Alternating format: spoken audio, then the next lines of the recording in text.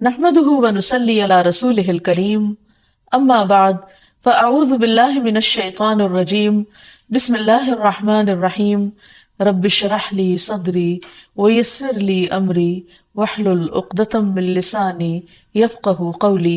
السلام علیکم ورحمۃ اللہ وبرکاتہ۔ ناظرین، پروگرام دعا کیجئے کے ساتھ آپ کی خدمت میں حاضر ہیں۔ آج ہم انشاءاللہ قرض سے نجات کی دعائیں آپ کے ساتھ شیئر کریں گے۔ اللہ سبحانہ وتعالیٰ فرماتے ہیں وَقَالَ رَبُّكُمُ ادْعُونِي أَسْتَجِبْ لَكُمْ، تمہارا رب کہتا ہے کہ تم مجھ سے دعا مانگو، میں تمہاری دعا قبول کروں گا۔ تو انسان کسی بھی قسم کی جب مشکل میں ہو، خواہ وہ بیماری ہو، روحانی یا ذہنی پریشانی ہو، اولاد کی طرف سے کوئی پریشانی ہو یا مالی پریشانی ہو، تو ان تمام مواقع پر انسان کو اپنے رب ہی کو پکارنا چاہیے۔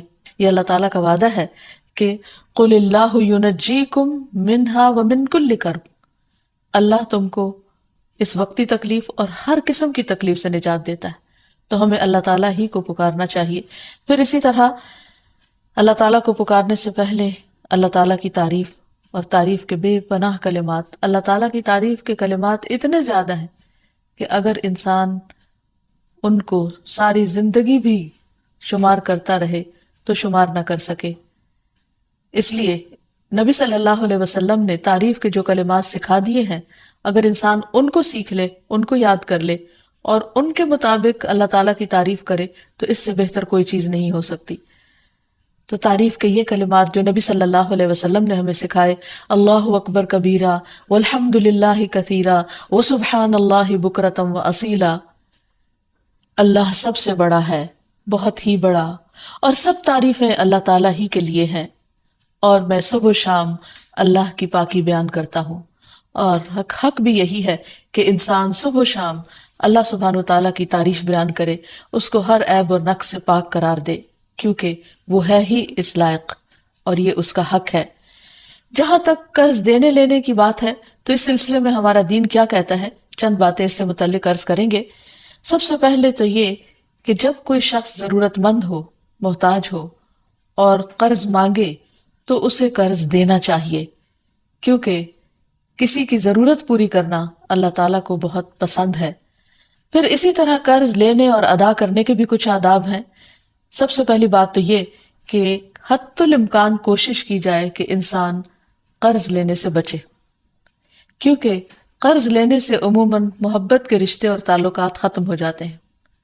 ویسے بھی جب دوسرے انسان کو یہ پتہ چلتا ہے کہ قرض لینے والا یا مانگنے والا محتاج ہے تو اس کے ضرورت مند ہونے کی وجہ سے یا اس کی مالی حیثیت کی کمی کی وجہ سے دوسرے کے دل میں اس کے مقام میں کمی آ جاتی ہے۔ تو اس لیے اس چیز سے حتی الامکان انسان بچے، اور پھر ہر معاملے میں انسان اللہ تعالیٰ ہی سے مانگے اور کوشش کرے کہ وہ لوگوں سے قرض نہ لے۔ لیکن پھر بھی انسان ہے، انسان کے لیے مالی معاملات، مالی مشکلات اس کے لیے ایک آزمائش ہوتی ہیں، ایک امتحان ہوتی ہیں، اسے دوسروں سے مانگنے کی ضرورت پیش آ جاتی ہے۔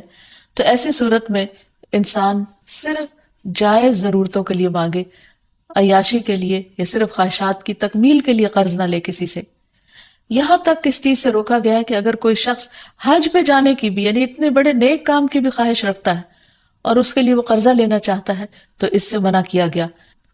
طارق بن عبد الرحمن سے مروی ہے کہ انہوں نے نبی صلی اللہ علیہ وسلم کے صحابی عبداللہ بن ابی اوفا سے سوال کیا کہ ایک شخص نے حج نہیں کیا، کیا وہ حج کے لیے قرض لے سکتا ہے؟ تو انہوں نے کہا کہ نہیں، یعنی حج جیسے نیک کام کے لیے بھی قرض نہیں لینا چاہیے۔ پھر اسی طرح قرض سے پاک ہونا جنت میں داخلے کی ضمانت ہے۔ نبی کریم صلی اللہ علیہ وسلم نے فرمایا، جس شخص کی روح اس کے جسم سے اس حال میں جدا ہو کہ وہ 3 چیزوں سے بری ہو تو وہ جنت میں داخل ہوگا: تکبر، قرض اور مال غنیمت میں خیانت۔ یعنی جو شخص ان 3 چیزوں سے بچ گیا وہ نجات پا گیا۔ پھر اسی طرح یہ ہے کہ بعض اوقات انسان کسی شرعی مقصد کے لیے قرض لیتا ہے، یعنی حقیقی ضرورت کے لیے قرض لیتا ہے۔ تو ایسی صورت میں عبداللہ بن جعفر فرماتے ہیں کہ رسول اللہ صلی اللہ علیہ وسلم نے فرمایا، اللہ تعالیٰ قرض لینے والے کے ساتھ ہے، یعنی اگر کوئی واقعی حقیقی جائز ضرورت کے لیے لیتا ہے تو اللہ تعالیٰ اس کی مدد کرتے ہیں یہاں تک کہ وہ اپنا قرضہ ادا کرے، بشرطے کہ قرضہ ایسے مقصد کے لیے نہ ہو جو اللہ تعالیٰ کو ناپسند ہو، یعنی اس سے یہ بھی پتہ چلتا ہے کہ کسی ناجائز مقصد کے لیے، کسی حرام کام کے لیے اور محض خواہشات کی تکمیل کے لیے قرض نہ لیا جائے، اور اگر انسان جائز ضرورت کے لیے لیتا ہے اور پھر واپس کرے گا اور کرنے کی نیت رکھتا ہے تو اللہ سبحانہ و تعالیٰ اس کی مدد فرمائے گا۔ پھر اسی طرح یہ بھی یاد رکھنا چاہیے کہ انسان قرض لینے کے بعد اس کو ادا کرنے کی فکر کرے، کیونکہ جب انسان کسی کو قرض دینے کی یعنی قرض لوٹانے کی صلاحیت رکھتا ہو اور پھر قرض واپس نہ کرے تو ایسا کرنا بہت بڑا ظلم ہے۔ رسول اللہ صلی اللہ علیہ وسلم نے فرمایا، قرض ادا کرنے میں مالدار کی طرف سے ٹال مٹول کرنا ظلم ہے، اور اگر تم میں سے کسی کا قرض کسی مالدار کے حوالے کیا جائے تو اسے قبول کرے، یعنی قرض خواہ کو کہا جائے کہ کسی دوسرے نے میرا قرض دینا ہے، اس سے لے لو، تو وہ مان جائے۔ پھر اسی طرح یہ ہے کہ آپ صلی اللہ علیہ وسلم نے اس بات کی بھی تلقین فرمائی کہ انسان جب قرض واپس کرے تو اچھے طریقے سے، بھلے طریقے سے، خوش دلی کے ساتھ دوسرے کو ستائے نہیں۔ پھر اسی طرح یہ ہے کہ ہمیں یہ بھی تلقین کی گئی ہے کہ جس کا قرض ادا کرنا ہو یعنی جس کا قرض لوٹانا ہو اس کو ہدیہ قبول نہیں کرنا چاہیے۔ ابو بردہ کہتے ہیں کہ میں مدینہ حاضر ہوا تو میں نے عبداللہ بن سلام رضی اللہ عنہ سے ملاقات کی۔ انہوں نے کہا، آؤ تمہیں میں ستو اور کھجور کھلاؤں گا اور تم ایک بازمت مکان میں داخل ہو گئے، کہ رسول اللہ صلی اللہ علیہ وسلم بھی چونکہ وہاں تشریف لے گئے تھے اس لیے انہوں نے اس کو بازمت کہا۔ پھر آپ نے فرمایا، تمہارا قیام ایک ایسے ملک میں ہے جہاں سودی معاملات بہت عام ہیں۔ اگر تمہارا کسی شخص پر کوئی حق ہو اور پھر وہ تمہیں ایک تنکے یا جو کے دانے برابر بھی یا ایک گھاس کے برابر بھی ہدیہ دے تو اسے قبول نہ کرنا، کیونکہ وہ بھی سود ہے۔ پھر اسی طرح ہمارے دین نے ہمیں یہ بھی سکھایا ہے کہ اگر کوئی شخص اپنا قرض نہ لوٹا سکتا ہو تو کوئی دوسرا شخص اس کی طرف سے ادا کر دے، یعنی انسان کسی اور کے قرض ادا کرنے کی ذمہ داری لے لے، کیونکہ رسول اللہ صلی اللہ علیہ وسلم نے فرمایا، میں ہر مومن کے لیے اس کی اپنی ذات سے بھی زیادہ اس کے قریب ہوں۔ جو شخص قرض یا چھوٹی اولاد چھوڑ کر جائے تو ان کی پرورش میرے ذمہ ہے، اور جو شخص مال چھوڑ کر جائے وہ اس کے وارثوں کا ہے۔ تو اس سے یہ پتہ چلتا ہے کہ نبی صلی اللہ علیہ وسلم دوسروں کے قرض ادا کر دیا کرتے تھے۔ پھر اسی طرح زکوٰۃ سے بھی قرض کی ادائیگی کی جا سکتی ہے۔ قرآن مجید میں آتا ہے، انما الصدقات للفقراء والمساکین والعاملین علیہا والمؤلفۃ قلوبہم وفی الرقاب والغارمین وفی سبیل اللہ وابن السبیل فریضۃ من اللہ واللہ علیم حکیم۔ بے شک صدقات تو دراصل فقیروں، مسکینوں اور ان کارندوں کے لیے ہیں جو ان کی وصولی پر مقرر ہیں، نیز تالیف قلب، غلام آزاد کرانے، قرض داروں کے قرض اتارنے، اللہ کی راہ میں اور مسافروں پر خرچ کرنے کے لیے ہے۔ یہ اللہ کی طرف سے فریضہ ہے اور اللہ سب کچھ جاننے والا اور حکمت والا ہے۔ تو اس سے یہ پتہ چلتا ہے کہ اگر کوئی شخص مجبور ہو، تکلیف میں ہو، قرض کے بوجھ تلے دبا ہوا ہو تو اس کا بوجھ اتارنے کے لیے اگر ویسے کوئی ذریعہ نہ بن پائے اور کوئی مدد کرنے کو تیار نہ ہو تو پھر اس کی مدد زکوٰۃ کے مال سے بھی کی جا سکتی ہے۔ لیکن یہ بات یاد رہے کہ ہر انسان جو قرض لے وہ قرض ادا کرنے کی نیت رکھے، کیونکہ جو شخص قرض ادا کرنے کی نیت کرے گا اللہ سبحانہ تعالیٰ کی اس کے ساتھ مدد ہوگی، اور اس کے لیے انسان کو بھرپور کوشش بھی کرنی چاہیے۔ حضرت عائشہ کہتی ہے کہ نبی صلی اللہ علیہ وسلم نے فرمایا، میری امت میں سے جو شخص قرض کا بوجھ اٹھائے اور اسے ادا کرنے کی کوشش کرتے ہوئے فوت ہو جائے لیکن وہ قرض ادا نہ کر سکے تو میں اس کا ولی ہوں، یعنی نبی صلی اللہ علیہ وسلم نے اس کو اپنے ذمے لیا۔ پھر کیونکہ یہ ایک بہت بڑی نیکی ہے، ایک بہت بڑا ثواب کا کام ہے۔ پھر اسی طرح یہ ہے کہ انسان کو اس کی بہت زیادہ فکر بھی ہونی چاہیے۔ ابو ہریرہ کہتے ہیں کہ نبی صلی اللہ علیہ وسلم نے فرمایا، میرے لیے یہ بات باعث مسرت نہیں کہ میرے پاس احد کے پہاڑ برابر سونا ہو اور تیسری رات مجھ پر آ جائے اور ان میں سے 1 دینار بھی میرے پاس باقی ہو، یعنی اسے میں اللہ کے راستے میں خرچ نہ کر دوں، سوائے اس دینار کے کہ اس کو میں اپنے قرض کی ادائیگی کے لیے بچا رکھوں۔ یعنی آپ صدقہ کرنے سے زیادہ اس بات کو اہمیت دیتے تھے کہ قرض کو واپس کر دیا جائے، کیونکہ قرض کا ادا کرنا فرض ہے اور صدقہ خیرات جو ہے وہ ایک نفلی عبادت ہے۔ اسی طرح ہم دیکھتے ہیں کہ ہمیں یہ بھی سکھایا گیا ہے کہ جب کوئی فوت ہو جائے تو اس کے چھوڑے ہوئے مال میں سے سب سے پہلے قرض چکایا جائے اس کا، اور پھر اس کے بعد اس کی وصیت پوری کی جائے۔ قرآن مجید میں بھی اس کا تاکیدی حکم ملتا ہے۔ حضرت علی رضی اللہ عنہ فرماتے ہیں کہ رسول اللہ صلی اللہ علیہ وسلم نے قرض وصیت سے پہلے ادا کرنے کا حکم دیا، جبکہ تم لوگ قرآن میں وصیت کو پہلے اور قرض کو بعد میں پڑھتے ہو۔ تو ابو عیسیٰ کہتے ہیں کہ عام علماء کا اس پر عمل ہے کہ وصیت سے پہلے قرض دیا جائے، کیونکہ قرض ادا کرنا فرض کے درجے میں ہے۔ اور پھر قرآن مجید میں پہلے کیوں آیا ہے کہ وصیت کو پورا کیا جائے؟ کیونکہ قرض والا تو قرض کا خود مطالبہ کر لے گا، لیکن وصیت جس کے حق میں کی گئی ہو سکتا ہے اسے معلوم بھی نہ ہو، تو اس کی اہمیت بتانے کے لیے کہ وصیت کو بھی پورا کرنا ضروری ہے۔ لیکن اگر میت جو ہے اس کے ذمہ قرض ہے اور اس کے ساتھ ساتھ وہ وصیت بھی کر چکا ہے تو پہلے قرض ادا ہوگا، اگر مال بچے گا تو وصیت پوری کی جائے گی۔ پھر اسی طرح یہ ہے کہ اگر کوئی شخص قرض ادا نہیں کرتا تو اس کی روح اس کی وجہ سے قید میں ہوتی ہے۔ سمرہ کہتے ہیں کہ رسول اللہ صلی اللہ علیہ وسلم نے ہمیں خطبے میں فرمایا، کیا یہاں بنی فلاں کا کوئی شخص ہے؟ تو کسی نے کوئی جواب نہیں دیا۔ پھر پوچھا، کیا یہاں بنی فلاں کا کوئی شخص ہے؟ پھر کسی نے کوئی جواب نہیں دیا۔ پھر آپ نے پوچھا، کیا یہاں بنی فلاں کا کوئی شخص ہے؟ تو ایک شخص نے کھڑے ہو کر کہا کہ میں ہوں، اے اللہ کے رسول صلی اللہ علیہ وسلم۔ آپ نے فرمایا، پہلے 2 بار پوچھنے پر تم کو جواب دینے میں کس چیز نے روکا تھا؟ میں تمہیں تمہاری ہی بھلائی کی خاطر پکار رہا تھا۔ تمہارا ساتھی اپنے قرض کے سبب قید میں ہے۔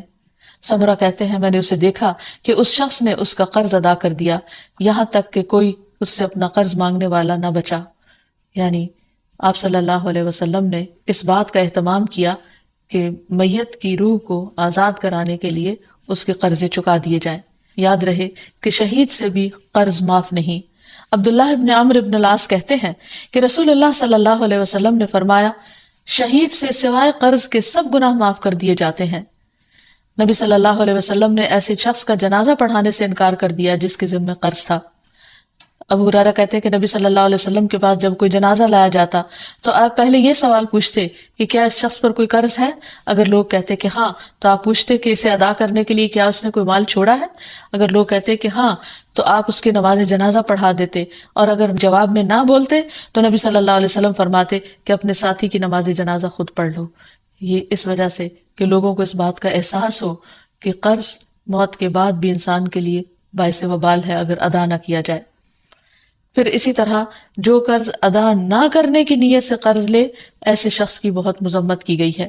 نبی صلی اللہ علیہ وسلم نے فرمایا، جو کوئی لوگوں کا مال قرض کے طور پر ادا کرنے کی نیت سے لیتا ہے تو اللہ تعالیٰ بھی اس کی طرف سے ادا کرے گا، یعنی اللہ تعالیٰ مدد فرمائے گا اس کی۔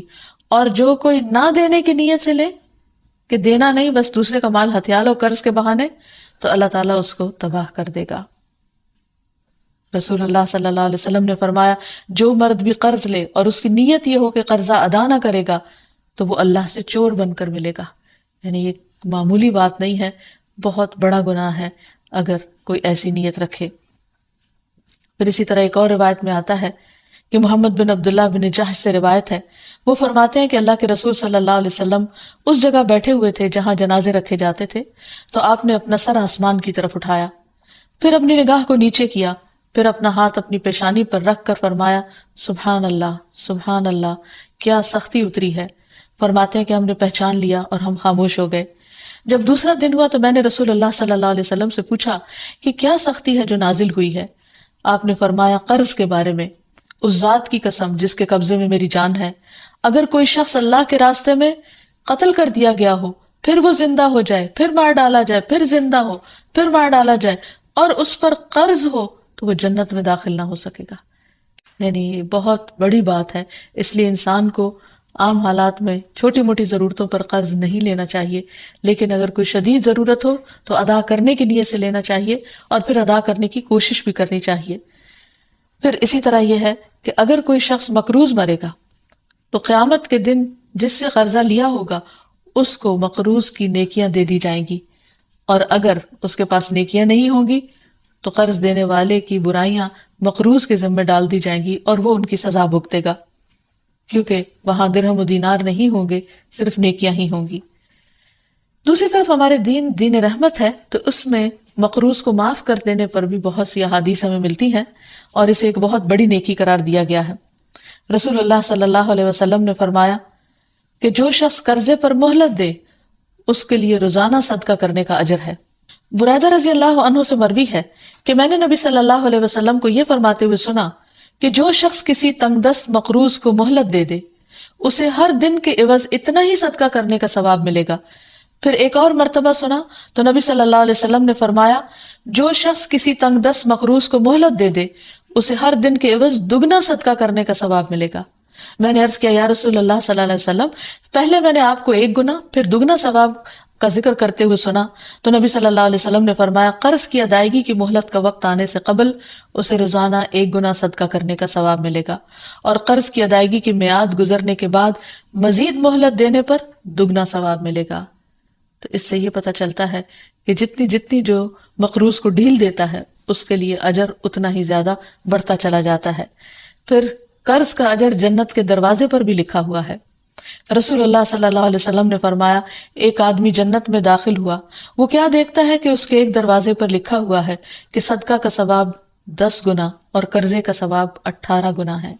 یعنی اگر کوئی شخص کسی کو کچھ 1 روپیہ دیتا ہے تو اس کے بدلے میں اس کو 10 نیکیاں ملتی ہیں، لیکن اگر کوئی شخص قرض کے طور پر کسی کو دیتا ہے تو اس کے بدلے میں 18 نیکیاں اس کو ملتی ہیں۔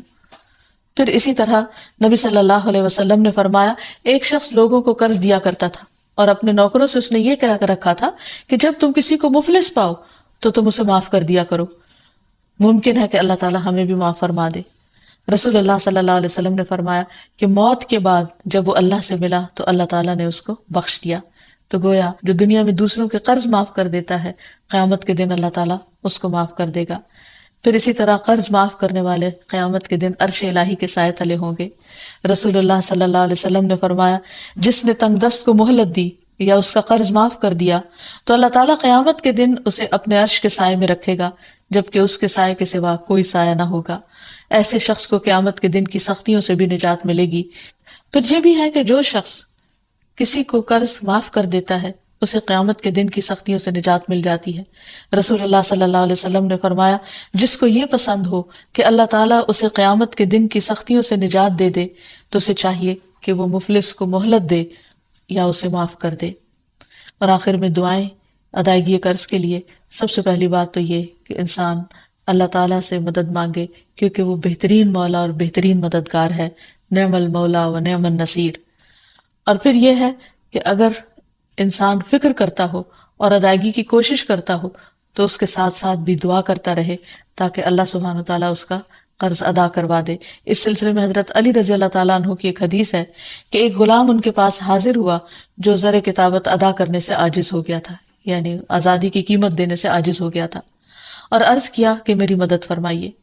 حضرت علی نے فرمایا کہ میں تمہیں ایسے کلمات سکھاتا ہوں جو رسول اللہ صلی اللہ علیہ وسلم نے مجھے سکھائے تھے، اگر تمہارے اوپر پہاڑ کے برابر بھی قرض ہوگا تو بھی اللہ تعالیٰ تیری طرف سے ادا کر دے گا۔ یوں کہا کرو اللہم اکفنی بحلالک عن حرامک واغننی بفضلک عمن سواک، اے اللہ مجھے حلال مال دے کر حرام سے باز رکھ اور مجھے اپنے فضل سے اپنے علاوہ دوسروں سے بے نیاز کر دے۔ اسی طرح ایک اور روایت میں آتا ہے، حضرت انس سے روایت ہے کہ رسول اللہ صلی اللہ علیہ وسلم نے حضرت معاذ سے فرمایا کیا میں تمہیں ایسی دعا نہ سکھاؤں جس کے ساتھ تم دعا کرو اگر تم پر احد کے پہاڑ برابر بھی قرضہ ہو تو اسے اللہ تعالیٰ تم سے ادا کر دے گا۔